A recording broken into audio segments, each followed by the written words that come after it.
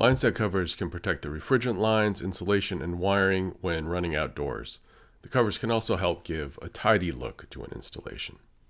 Key equipment John is using here includes the line set covers themselves, fittings and couplers appropriate for the installation, and a good cutting tool. Covers come in several sizes, colors, and many are paintable. Keep in mind that line set covers are fairly expensive. This is another reason to keep line set runs as short as practical. When planning routes, try to avoid wrapping line sets all the way around buildings. Sometimes it's more practical to run along basement ceilings or through attics if that's possible. Line sets can definitely have aesthetic impacts to buildings. When you can, avoid zigzag runs. Try to follow gutters or trim. Run horizontal sections lower on the walls or high near the soffits where they'll be less noticeable. Condensate drain lines often run inside line set covers also, but condensate drains should never terminate within the covers.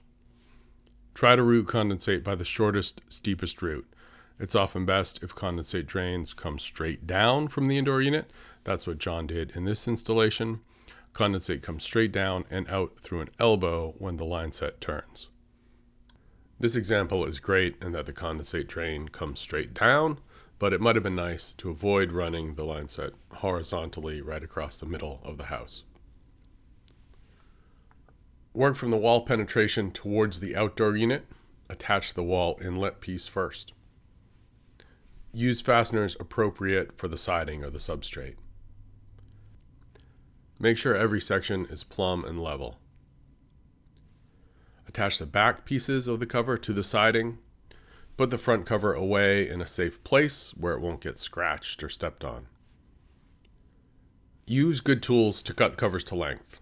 A sharp utility knife can work, a good saw, or snips. John here is using a tool made especially for cutting line set covers. Use couplers, elbows, or tees to join sections of the covers.